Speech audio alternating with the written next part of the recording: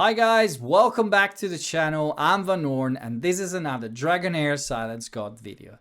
I am finally back home. I know I was supposed to make a lot of videos on the beginning of season 3, but something unexpected happened. I had to go abroad for work, and that basically meant that I was not able to play or record video for the entirety of last week. I flew to Paris on Sunday last week after my birthday weekends with my family, so I knew for the first couple of days I was not able to play, but basically this unexpected trip meant that flying away on Sunday and came back on Thursday night took away the entirety of the first week, and so I missed out completely on the Clepsydra torrent event, which is the one that you can basically shuffle your experience around and build and rebuild champion for free in the first 6 to 7 days.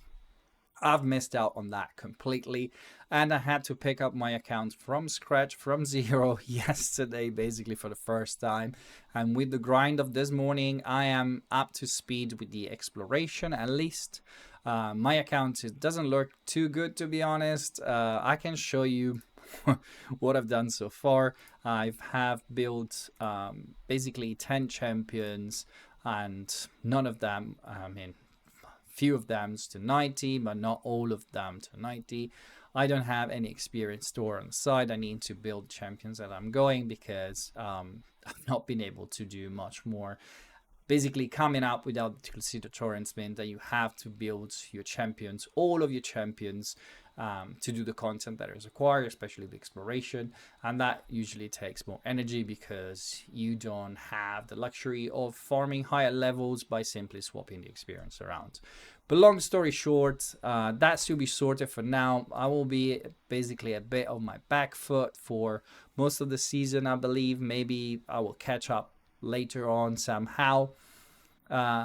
But the main reason for this video is to talk about the news that dropped yesterday from the developer of Dragonheir, a company called SGRA, which is the developer of the game. If you don't know, it's the only game they produce, so it's a small company. From the rest of the video, I'm gonna loosely use SGRA and Dragonheir as synonymous because basically they are the same thing at the moment. They drop an amazing and very felt letter to the community yesterday, and there are many points to talk about. You've probably seen a lot of other content creators talking about the news, so I'm going to be very brief and quick on the points, and I'm going to focus my attention mostly on the part that I find most interesting, which is the first page of the letter.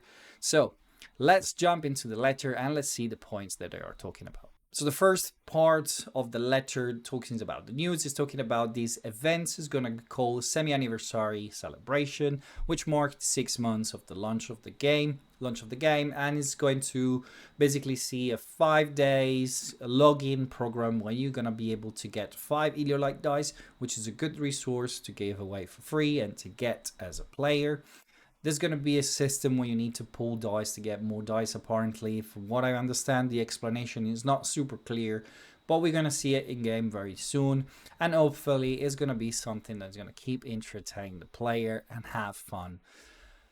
They are talking only about daily events buff on a span of 20 days, dungeons and arena. Going to see events with increased drop, probably different mechanic for arena where you don't lose points if you lose, for example, and you don't lose your ticket when you win. I think it's a step in a good direction. It doesn't need to completely revamp arena to create more interest around it, and it doesn't need to wait for the drops for the legendary gear in 20 days, for example, to make the runs in dungeon more interesting. I'm happy that they're going to bring something that's going to keep the player entertained very soon, hopefully, and is going to create a good vibe along the community. They're talking also about the return of the long-awaited and very wanted epic selection box, the £1, $1, or whatever your currency is, chest where you can select any epic in the game. This is a great way, in my opinion, to select one of the best champion for your account, especially if you start early on, or if you've been very unlucky and you haven't pulled them yet and you want to put your hands on one of those crazy good epics. Garius and the Furbath, for example, or if you have them, maybe the Varesh or the Gertine, for example, if you're looking for good DPS. There are many good epics in the game. Most of them do the difference. I've purchased in season 1 the £1 box for me, and I've selected my epic. It did very good for my account. I'm not saying that you should spend in the game, but if you consider £1 supports the game, for example, this is a good way also to give back to the game and give a good head start to your account. I think this is a great thing. It was supposed to come in season 2 again. It didn't happen, and probably the reason hides in what they say in the first page of the letter, but we're going to see about that a bit in a moment. A more friendly grinding experience. It's also going to be a focus on the development of the game. They realized that grinding back our champions from scratch even every season, it's something that is wearing down the player base, and so they are willing to introduce more tools to improve our experience in the game.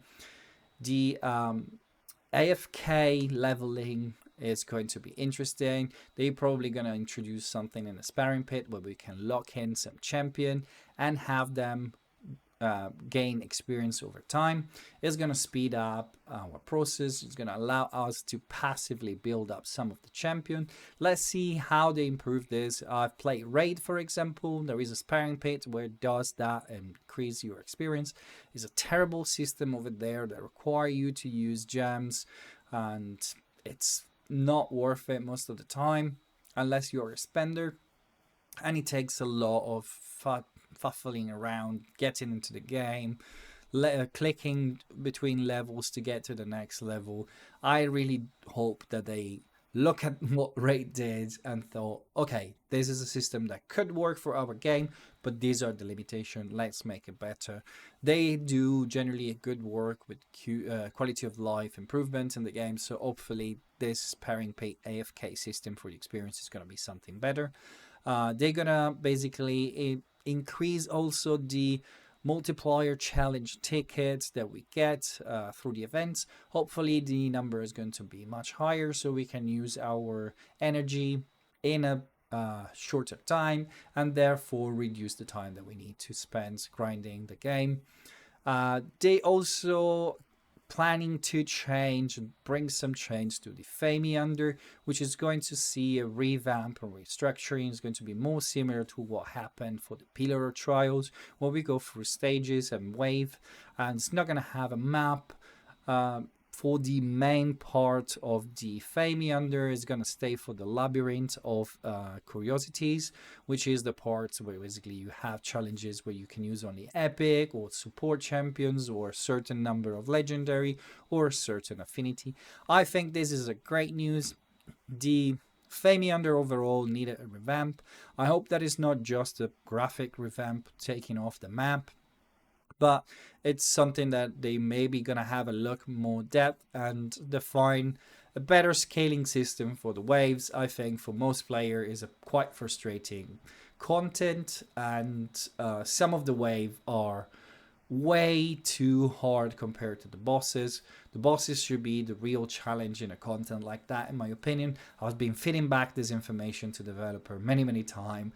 I hope that they're going to take some of those feedback we've gifted them in consideration.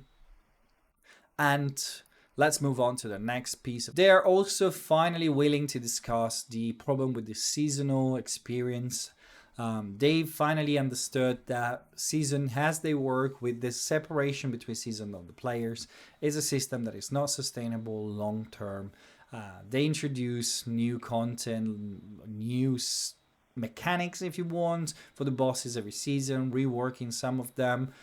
Some are good, some are not that great in my opinion. They brought in the mythical gear, but I think that the system for the season overall need a revamp or a look into it.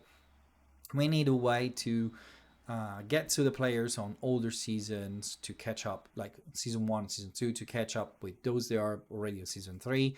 We need to get the community together, create some more condensed community where everybody is playing pretty much the same game. And I hope they're gonna move in that direction. They're also bringing change to the arena, which is a content that is quite divisive in my opinion. Some love them because it's pretty brainless at its current status. Some hate it.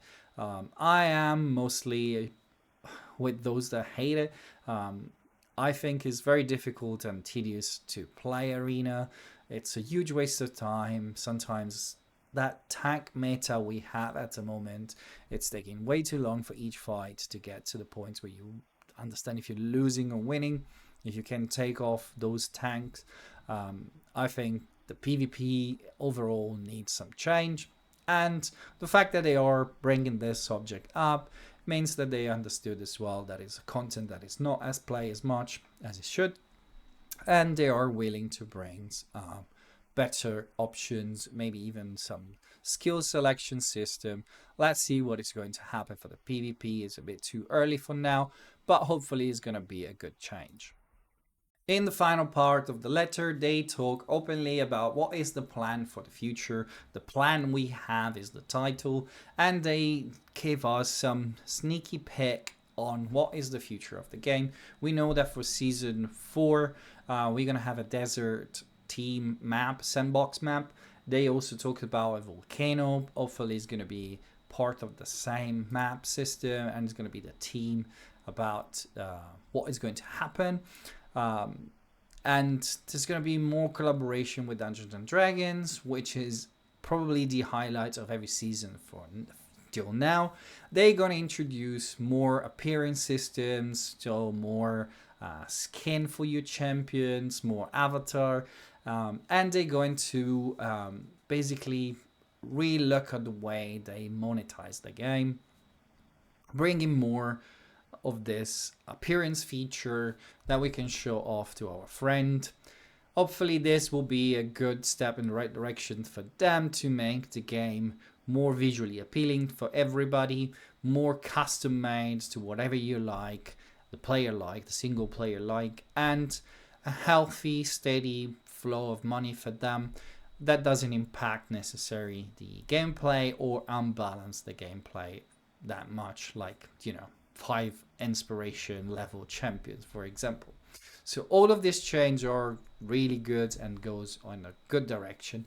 But this end part of the letter to me ties up very closely to the first one that we're going to talk about now, because it's where, in my opinion, the more interesting news are.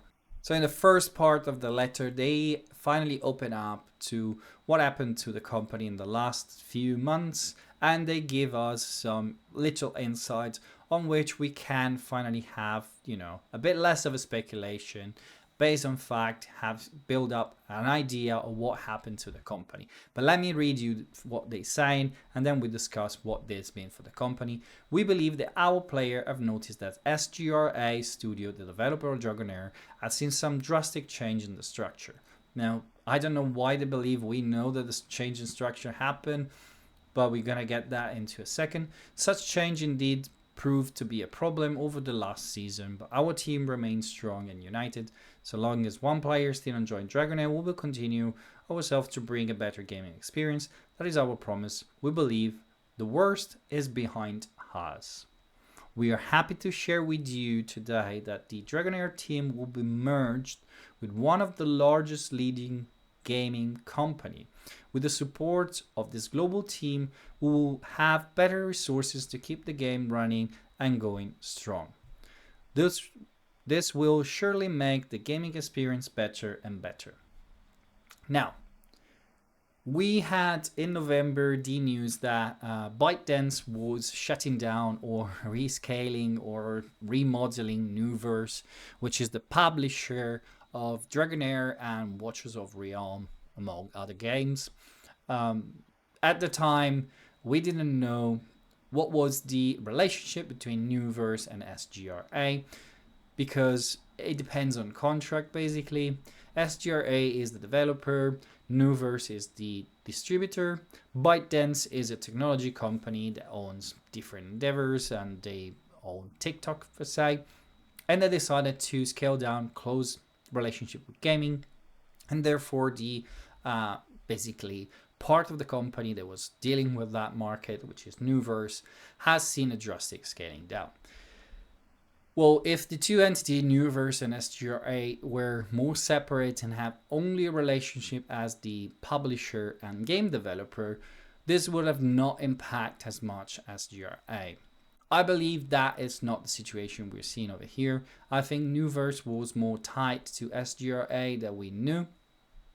Unfortunately, there is really not a way to see it because SGRA doesn't have a website, so you can't really check what is the structure of the game.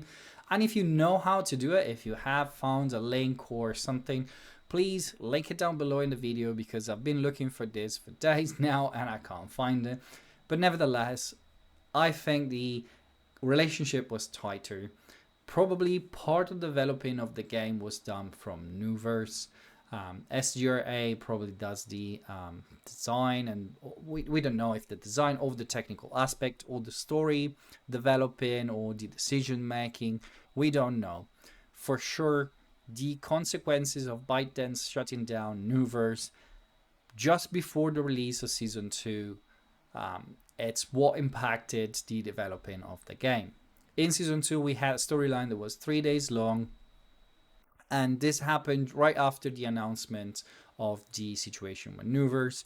Usually when these things get announced publicly, it's something that's been in the making for months, and I will not be surprised to know that the decision and the scaling down started way before, and that's starting to get impact on SGRA during the development of Season 2, and that's why its storyline was so short.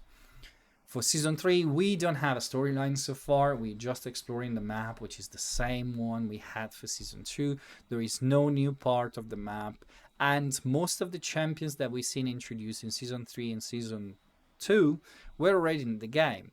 If you play the trailer of the game where you have those 4 champions fighting against the 3-headed dragon, I believe you have Torin and other champions, but among them you have Shinacton, has been introduced in Season 2, for example.